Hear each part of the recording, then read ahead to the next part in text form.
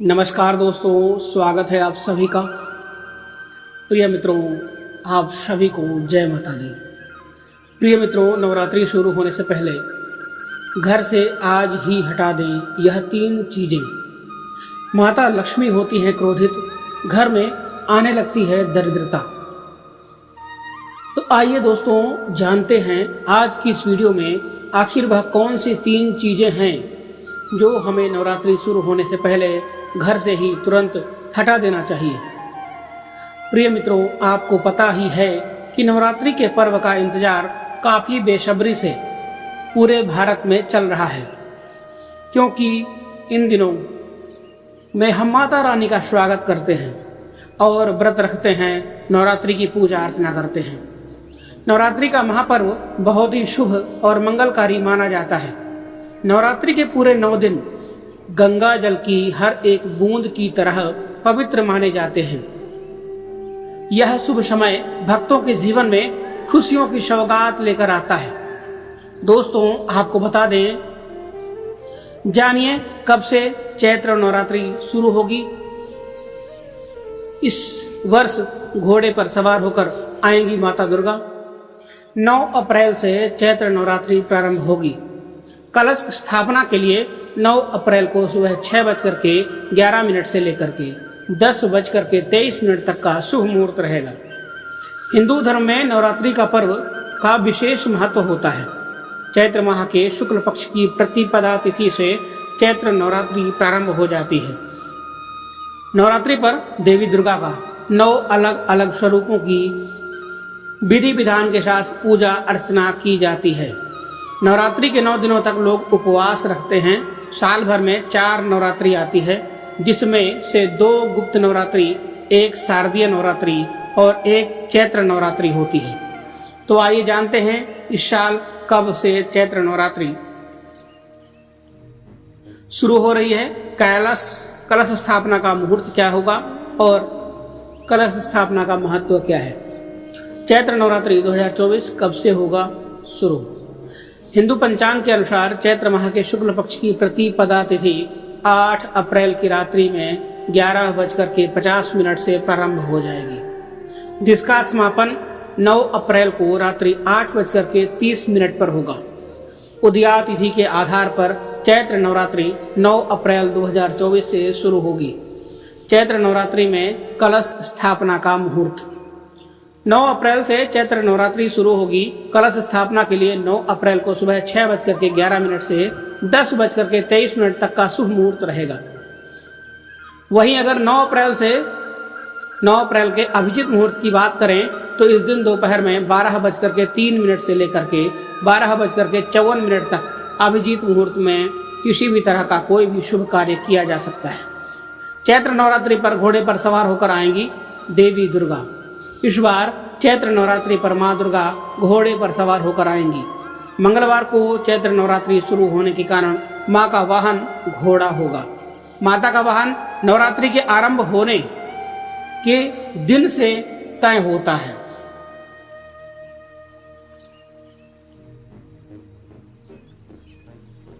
मंगलवार को चैत्र नवरात्रि शुरू होने के कारण माँ का वाहन घोड़ा होगा। माता का वाहन नवरात्रि के आरंभ होने वाले वार से तय होता है। नवरात्रि पर देवी पूजन और 9 दिनों के व्रत का बहुत महत्व है। नवरात्रि के 9 दिनों में व्रत रखने वाले को कुछ विशेष नियम होते हैं। साथ ही इन 9 दिनों में माँ दुर्गा के 9 स्वरूपों को उनके पसंदीदा भोग लगाकर माता का आशीर्वाद पाया जा सकता है। नवरात्रि के 9 दिनों की पूजा का महत्व। प्रथम दिन कलश स्थापना के साथ ही प्रथम दिन माँ शैलपुत्री की पूजा अर्चना की जाती है और माना जाता है कि माता शैलपुत्री हिमालय की पुत्री हैं, इसलिए इनको सफ़ेद रंग बेहद ही प्रिय है। दूसरा दिन माता ब्रह्मचारिणी का दिन है और माता ब्रह्मचारिणी की पूजा अर्चना से व्यक्तित्व में वैराग्य, सदाचार और संयम बढ़ने लगता है। तीसरे दिन माता चंद्रघंटा की पूजा की जाती है और कहा जाता है कि माता चंद्रघंटा की पूजा अर्चना से मानव सांसारिक कष्टों से मुक्ति पाते हैं।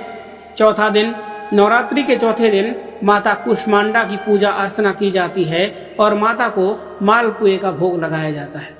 पांचवें दिन दुर्गा जी के पंचम स्वरूप माता स्कंद माता की पूजा की जाती है और माता को केले का भोग चढ़ाया जाता है। छठा दिन, नवरात्रि के छठे दिन देवी के षष्ठम रूप माता कात्यायनी की पूजा अर्चना की जाती है। सातवां दिन, नवरात्रि के 7वें दिन माता कालरात्रि की पूजा अर्चना की जाती है और माता कालरात्रि शत्रुओं का नाश करने वाली होती है। 8वां दिन, नवरात्रि के 8वें दिन माँ महागौरी की पूजा अर्चना का विधान है। महागौरी की पूजा करने से मनुष्य के सभी कष्ट दूर हो जाते हैं, घर में सुख समृद्धि आने लगती है। 9वां दिन, नवरात्रि का 9वां दिन माता सिद्धिदात्री का है। मान्यता है कि इस दिन भक्तों की सभी मनोकामना पूर्ण होती है। दोस्तों, इस बार नवरात्रि पूरे 9 दिनों तक मनाई जाएगी, ना एक दिन कम ना ही एक दिन ज़्यादा, पूरे 9 दिनों तक मनाई जाएगी। माँ शेरावाली की विशेष रूप से पूजा आराधना की जाएगी। शुभ मुहूर्त रहेगा। मुहूर्त में की गई पूजा बहुत ही शुभ मानी जाती है। इससे समस्त देवी देवताओं की कृपा प्राप्त होती है और पूजा पाठ का फल कई लाख गुना प्राप्त होता है। ऐसे में जो नवरात्रि आने से पहले घर से यह चीजें हटा देता है, उसके घर में माता वैष्णो का होता है आगमन, माता लक्ष्मी का होगा वास। माँ शेरों वाली आपकी झोलियाँ खुशियों से भर देंगी। इसलिए नवरात्रि आने से पहले घर से यह चीजें फौरन हटा दीजिए। दोस्तों, आज हम कुछ ऐसी ही गलतियों के बारे में जानेंगे जो यदि आपके घर में भी होती है तो माता लक्ष्मी कभी नहीं करती हैं ऐसे घर में प्रवेश, फिर चाहे आप कितनी ही पूजा पाठ कर लें। माता लक्ष्मी ऐसे घर में कभी नहीं आती हैं। ऐसे घर से देवी देवता भी सदैव रहते हैं नाराज। दोस्तों, पूरी जानकारी को देखने के लिए इस वीडियो को अंत तक अवश्य देखिएगा। सच्ची श्रद्धा से कमेंट बॉक्स में जय माता रानी जरूर लिखिएगा। माता रानी आपका स्वागत है। माता रानी के लिए एक लाइक तो बनता ही है। दोस्तों, सबसे पहले नवरात्रि के पहले दिन मंदिर की अच्छी तरह से साफ सफाई कर लें। मंदिर के अंदर यदि पुरानी मालाएं हैं, टूटी फूटी मूर्तियां हैं, उसके साथ ही खाली माचिस के डिब्बे रखे हुए हैं तो उन्हें बाहर फेंक दें तथा टूटी हुई मूर्ति को किसी नदी में प्रवाहित कर दें। घर में छोटे बच्चों को नवरात्रि का व्रत नहीं रखना चाहिए, इससे उनको खतरा हो सकता है, क्योंकि इस व्रत में शरीर को अधिक शक्ति की ज़रूरत होती है। माता शेरावाली की तस्वीर यदि कांच के फ्रेम की है और वह कांच हल्का सा भी यदि टूटा हुआ हो तो ऐसी कांच को या तो बदलवा लीजिए या ऐसी तस्वीर को जल में विसर्जित कर दीजिए। टूटी हुई मूर्ति की पूजा करने से या टूटी हुई तस्वीर की पूजा करने से आपको व्रत का फल नहीं मिलता है, आपके व्रत खंडित हो जाते हैं। दोस्तों, नवरात्रि के 9 दिन बहुत ही पवित्र होते हैं। नवरात्रि के 9 दिनों में आचार विचार और घर को साफ सुथरा और पवित्र रखना अति आवश्यक है। इसलिए नवरात्रि के 9 दिनों में ब्रह्मचर्य का पालन किया जाता है और तामसिक भोजन ग्रहण नहीं किया जाता है। नवरात्रि के 9 दिनों में माता रानी के भक्तों को प्याज, लहसुन, मांस, मदिरा और अंडे से दूर रहना चाहिए। अधिकतर भक्त इन नियमों का पालन भी करते हैं, किंतु वह एक गलती कर बैठते हैं। वह नवरात्रि के 9 दिनों में अपने घर में इन चीज़ों को रख लेते हैं। ऐसा भूल कर भी नहीं करना चाहिए। भागवत पुराण के अनुसार नवरात्रि के 9 दिनों तक माता रानी अपने भक्तों के घर में वास करती हैं। यदि आप भी चाहते हैं कि माता रानी आपके घर में वास करें तो आप अपने घर के वातावरण को पवित्र रखें और नवरात्रि शुरू होने से पहले ही अपने घर से प्याज, लहसुन, मीट, अंडा और मदिरा को बाहर निकाल दें। अपने घर को साफ रखें। इन वस्तुओं को घर से बाहर निकालने के पश्चात अपने घर में गंगा जल का छिड़काव अवश्य करें। भागवत गीता में भगवान श्री कृष्ण कहते हैं, बगैर गंगा जल छिड़काव के कोई भी मंगल कार्य सफल नहीं माना जाता है। गंगा जल का छिड़काव स्वयं भागवत गीता में श्री कृष्ण ने बताया था।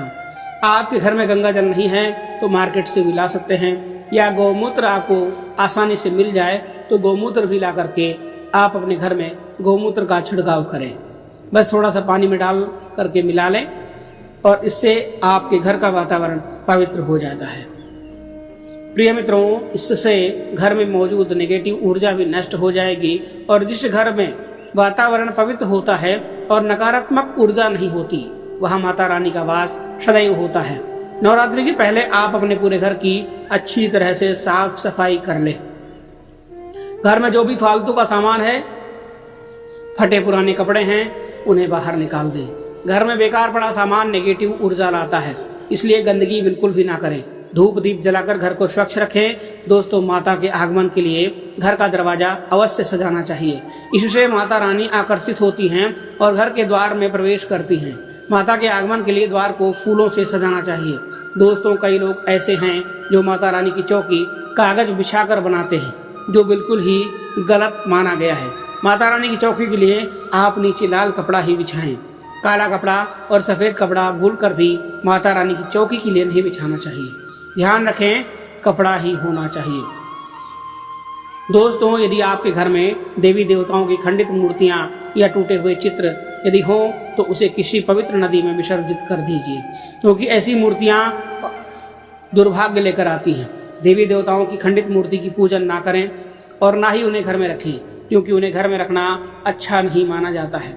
दोस्तों, वहीं अधिकतर लोग अपनी छत पर या अपने घर के मुख्य दरवाजे के आसपास कबाड़ इकट्ठा कर देते हैं। ऐसा करना बहुत ही ज़्यादा अशुभ माना जाता है।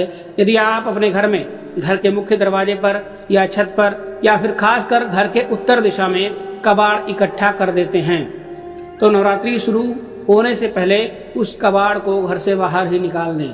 दोस्तों, यदि आपके घर में कोई भी बंद पड़ी हुई घड़ी है तो नवरात्रि शुरू होने से पहले उसे भी अपने घर से हटा दें और नई घड़ी ले आएं या उसकी मरम्मत करवा लें। घड़ी को प्रगति का प्रतीक माना जाता है।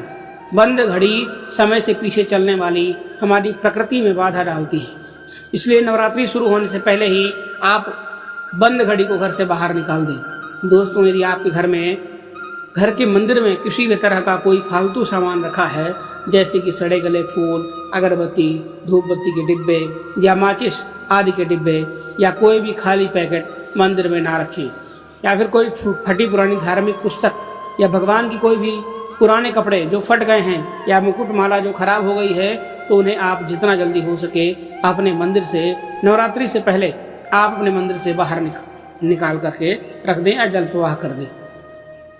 और मंदिर के आसपास की साफ सफाई अवश्य ही करें। उसके बाद माता रानी की चौकी स्थापित करें। इसके साथ ही आप अपने धन रखने के स्थान की सफाई भी अवश्य करें, क्योंकि नवरात्रि के दौरान माता लक्ष्मी भी गृह प्रवेश करती हैं। धन रखने के स्थान पर किसी भी तरह का कोई भी फालतू सामान, टूटा हुआ सामान ना रखें। धन रखने के स्थान को मंदिर की तरह ही साफ रखें। नवरात्रि के दौरान माता रानी की पूजा में कौड़ियों को अवश्य शामिल करें। माता के साथ साथ रोजाना धन लक्ष्मी कौड़ी का भी पूजन अवश्य करें। इसके पश्चात आप कौड़ी को धन रखने के स्थान पर रख दीजिए। ऐसा करने से घर में हमेशा बरकत बनी रहती है। यदि आपके पास पुराने जूते चप्पल इकट्ठा हो गए हैं तो नवरात्रि से पहले उन्हें घर से बाहर निकाल दें। पुराने जूते चप्पल घर में रखना अशुभ होता है। इसके कारण ही घर में नेगेटिव ऊर्जा आती है और घर में अशांति और कलह का माहौल रहता है। नवरात्रि आने से पहले घर से जाला निकालना ना भूलिएगा। यदि जिस घर में जाला रहता है उस घर में माता रानी कभी वास नहीं करती है। साथ ही साथ टूटे फूटे बर्तन यदि आपके घर में हैं या टूटा हुआ आईना भी यदि आपके घर में है तो उसे भी घर से बाहर निकाल दीजिए। घर में टूटे हुए ईंट पत्थर भी नहीं रखना चाहिए। इससे माता लक्ष्मी नाराज होती हैं और घर में प्रवेश नहीं करती हैं। आइए अब हम जानते हैं नवरात्रि के दौरान क्या खाना चाहिए और क्या नहीं पीना चाहिए और कौन सा फल खाने से व्रत संपूर्ण और सफल हो जाता है। दोस्तों, हमारे इस चैनल को सब्सक्राइब अवश्य करें और बेल आइकन को दबाना ना भूलिएगा और इस वीडियो को शेयर करिए अपने दोस्तों के साथ, जिससे उन्हें भी नवरात्रि से पहले अपने घर की साफ सफाई और माता लक्ष्मी का प्रवेश करने के लिए नियम मालूम हो सके। तो दोस्तों, आइए शुरू करते हैं। दोस्तों, नवरात्रि के दिनों में आपको सेव अवश्य खाना चाहिए। शास्त्रों में बताया जाता है कि भगवान के भोग में, माता रानी के भोग में सेव और अनार अवश्य अर्पित किया जाता है। यदि आपका व्रत है तो आपको सेव अवश्य खाना चाहिए। केला, पपीता, तरबूज और मीठे अंगूर अवश्य ही खाने चाहिए। इन फलों से व्रतधारी को शक्ति मिलती है और व्रत संपूर्ण हो जाता है। शास्त्रों में बताया जाता है कि नवरात्रों के दिनों में सीताफल अवश्य खाना चाहिए। सीताफल खाने से 10 ऐसी बीमारियां हैं जो खत्म हो जाती हैं। माना जाता है कि नवरात्रि के दिनों में सीताफल का घर में प्रवेश होना है बड़ा ही शुभ माना गया है। सीताफल खाने से नवरात्रि का व्रत सफल हो जाता है, क्योंकि इसमें माता सीता का आशीर्वाद मिला हुआ होता है। नवरात्रि के दौरान इसे जो भी खाता है उसे दुखों का सामना नहीं करना पड़ता है, इसलिए सीताफल अवश्य खाना चाहिए। दोस्तों, नवरात्रि में व्रतधारी को डिब्बा बंद लस्सी, डिब्बा बंद जूस नहीं पीना चाहिए। उसमें कई प्रकार के केमिकल मिले होते हैं, जिसके कारण आपका व्रत टूट सकता है। यदि आप भी फलों का जूस पीते हैं तो ध्यान रखें कि डिब्बा बंद ना पिएं। और यदि आप घर में फ्रूट का जूस निकाल करके पी रहे हैं तो उसमें नमक ना डालें, नहीं तो आपका व्रत टूट जाएगा। साथ ही साथ जूस में बर्फ भी नहीं डालना चाहिए। फलों का सादा जूस पीने से व्रत सफल होता है।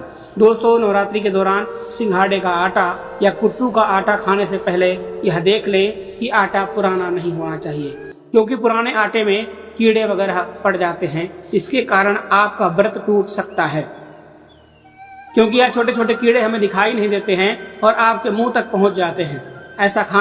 ऐसा आटा खाना मतलब कीड़े का मांस खाने के बराबर माना गया है। दोस्तों, नवरात्रि के दौरान आप शाम के समय खाने में दही ले सकते हैं, आलू वगैरह खा सकते हैं और आलू के पापड़ भी खा सकते हैं। कई सब्जियां तो ऐसी हैं जो नवरात्रि के दौरान भोजन में शामिल करने से आपको एनर्जी मिलती है। और नवरात्रि के दौरान आप दूध पी सकते हैं, जो आपको तत्काल राहत देता है।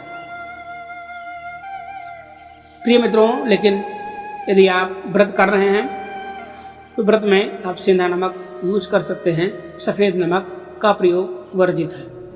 एक बात का ध्यान रहे, नवरात्रि के 9 दिनों माता के 9 अलग अलग स्वरूपों का पूजन अर्चन किया जाता है। नवरात्रि के 9 दिनों में माता रानी को अलग अलग स्वरूप के हिसाब से अलग अलग भोग भी अर्पित किया जाते हैं। किंतु क्या आप जानते हैं, कुछ ऐसी वस्तुएं हैं जिन्हें नवरात्रि के दौरान भूलकर भी माता रानी को अर्पित नहीं करना चाहिए। यदि इन वस्तुओं को आप गलती से भी माता रानी को अर्पित कर देते हैं तो आपको आपके व्रत और पूजन का पूर्ण लाभ नहीं होता है। इसलिए माता रानी की प्राप्ति करने के लिए आपको यह जानना अति आवश्यक है कि वह कौन सी ऐसी वस्तु है जो माता रानी के पूजन में भूल करके भी प्रयोग नहीं करना चाहिए। तो आइए माँ का जयकारा लगाते हुए इस वीडियो को प्रारंभ करते हैं। दोस्तों, नंबर 1, नवरात्रि के दौरान शादीशुदा महिलाओं को सफ़ेद कपड़े पहनकर पूजा पाठ नहीं करना चाहिए। साथ ही साथ काले कपड़े भी नहीं पहनना चाहिए, इससे पूजा व्रत आदि खंडित हो जाता है। माता की चौकी जब आप लगाएं तो उसके नीचे कागज नहीं लगाना चाहिए। माता की चौकी सदैव लाल कपड़ा बिछाकर ही बनाना चाहिए। सदैव याद रहे, नवरात्रों के इन 9 दिनों तक व्रती को अपना आसन माता की चौकी के आगे ही लगाना चाहिए और वहीं पर आपको सोना चाहिए। मंदिर को नवरात्रि के दौरान अकेला नहीं छोड़ा जाता है। अकेला छोड़ना बहुत ही अशुभ माना जाता है। इससे माता रानी नाराज हो जाती हैं और सदैव आपके घर से दूर चली जाती है। दोस्तों, नंबर 2, नारियल। हिंदू धर्म में नारियल को समृद्धि, धन और सम्मान का सूचक माना जाता है। नारियल को श्रीफल भी कहा जाता है। नारियल को सुख समृद्धि में वृद्धि करने वाला माना जाता है। नारियल तो हर मांगलिक कार्य में विशेष महत्व होता है नारियल का। जैसे कि आप सभी जानते हैं, माता रानी के कई मंदिरों में नारियल से बलि दी जाती है और माता रानी के पूजन में नारियल का प्रयोग हम सभी करते हैं। खासकर कलश की स्थापना नारियल रख कर ही की जाती है। माता रानी के पूजन में हम नारियल प्रयोग करते हैं। दोस्तों, नारियल कई प्रकार के होते हैं। एक हरा, दूसरा सूखा, जिसके अंदर पानी होता है। जिस नारियल के अंदर पानी होता है, माता रानी के पूजन में सदैव पानी वाला और जटा वाला नारियल ही प्रयोग करना चाहिए। नारियल का पूर्ण होना आवश्यक है। नारियल चटका हुआ, टूटा हुआ नहीं होना चाहिए, क्योंकि साबुत नारियल ही पूर्ण और पवित्रता का प्रतीक होता है। साबुत नारियल ही सुख समृद्धि का प्रतीक होता है। नारियल को ही श्रीफल यानी कि माता लक्ष्मी का फल कहा जाता है। नवरात्रि में माता रानी के कलश की स्थापना यदि आप करते हैं तो कलश की स्थापना करते समय जटा वाला या पानी वाला नारियल ही कलश पर स्थापित करना चाहिए। साथ ही ध्यान रखना चाहिए कि नारियल को सदैव कलश के ऊपर लेटा कर रखना चाहिए। घट स्थापना करते समय कभी भी नारियल को खड़ा करके नहीं रखा जाता है। नारियल को सदैव लेटाकर कलश के ऊपर रखा जाता है। साथ ही नारियल को स्थापित करने से पहले आप नारियल को लाल कपड़े में लपेटकर उस पर या उसके ऊपर लाल चुनरी उठाकर आप नारियल को कलश के ऊपर स्थापित करें। शास्त्रों के अनुसार कलश के ऊपर जब सही तरीके से नारियल रखा जाता है और सही प्रकार का नारियल रखा जाता है तभी ही व्रत और पूजन का पूर्ण फल प्राप्त होता है। यह भी ध्यान रखें कि महिलाएं माता रानी को नारियल अर्पित तो कर सकती हैं, किंतु कभी भी माता रानी के सामने महिलाओं को नारियल भूल कर भी नहीं तोड़ना चाहिए, क्योंकि नारियल बीज रूप होता है और स्त्रियां बीज रूप से ही शिशु को जन्म देती हैं। इसलिए कभी भी महिलाओं को नारियल नहीं तोड़ना चाहिए। दोस्तों, नंबर 3, लौंग। लौंग हम सभी माता रानी के पूजन में प्रयोग करते हैं, किंतु लौंग का प्रयोग करते समय एक बहुत बड़ी गलती कर बैठते हैं। सदैव ध्यान रखना चाहिए कि माता रानी को सदैव फूल वाली लौंग ही अर्पित करना चाहिए। जिस लौंग के ऊपर फूल नहीं होता है या फिर जिस लौंग के पीछे लकड़ी की डंडी नहीं होती है, उसको आप माता रानी के पूजन में भूल कर भी प्रयोग ना करें। फूल वाली लौंग को ही पूर्ण माना जाता है और माता रानी के पूजन में कोई भी अपूर्ण वस्तु, कोई भी खराब वस्तु या टूटे हुए अक्षत का प्रयोग बिल्कुल भी नहीं करना चाहिए। इसलिए सदैव माता रानी के पूजन में फूल वाली लौंग का ही प्रयोग करें। दोस्तों, नंबर 4, तुलसी के पत्ते। तुलसी के पत्ते माता रानी की पूजा में अर्पण नहीं करने चाहिए। माता दुर्गा के पूजन में तुलसी पत्र का प्रयोग करना वर्जित माना जाता है। तुलसी पत्र के अलावा आंवला भी माता रानी को अर्पित नहीं करना चाहिए और दुर्वा भी माता रानी को अर्पित नहीं करना चाहिए। दुर्वा भगवान श्री गणेश को अति प्रिय है। नवरात्रि में आप भगवान गणेश को दुर्वा अर्पित कर सकते हैं। भगवान विष्णु जी को तुलसी के पत्ते अवश्य अर्पित कर सकते हैं, किंतु माता रानी को भूल कर भी तुलसी के पत्ते या दुर्वा अर्पित ना करें। माता रानी को सफ़ेद फूल भी अर्पित ना करें। माता रानी को सदैव लाल रंग के फूल अर्पित करने चाहिए। लाल रंग के फूल माता रानी को अति प्रिय हैं। खासकर माता को गुड़हल और कमल के फूल अति प्रिय हैं। शास्त्रों में बताया जाता है घर में माता रानी की 2 फोटो नहीं होनी चाहिए। इस बात का भी आप विशेष ध्यान रखें। माता रानी के पूजन में कोई भी खंडित चीज़ों का प्रयोग ना करें। खंडित चीज़ें जैसे चटका हुआ या टूटा हुआ दीपक या फिर कोई चटका हुआ कोई बर्तन। साथ ही यह भी ध्यान रखें कि लोहे और प्लास्टिक के बर्तन आप माता रानी के पूजन में प्रयोग ना करें, क्योंकि प्लास्टिक के चाइनीज बर्तनों में हड्डियों के पाउडर से मिलकर बनते हैं। ऐसा ना करें। ऐसे बर्तनों को माता रानी के पूजन से सदैव दूर रखना चाहिए। माता रानी को जो पुष्प अर्पित कर रहे हैं उन्हें सूंघना नहीं चाहिए, या गिरे हुए फूल या फिर मुरझाए हुए फूल माता को अर्पित नहीं करना चाहिए। दोस्तों, नवरात्रि की अष्टमी और नवमी तिथि पर कन्या पूजन का विधान है। दोस्तों, वीडियो यदि पसंद आई हो तो कमेंट बॉक्स में जय माता रानी ज़रूर लिखिएगा। इसके आगे की वीडियो एक नई जानकारी के साथ एक नई वीडियो में आपको ज़रूर मिलेगी। उससे पहले आप हमारे इस चैनल को सब्सक्राइब जरूर कर लीजिए और बेल आइकन ज़रूर दबाइएगा। वीडियो को लाइक करना मत भूलिएगा। मिलते हैं एक नई वीडियो में एक नई जानकारी के साथ। तब तक के लिए धन्यवाद। हर हर महादेव।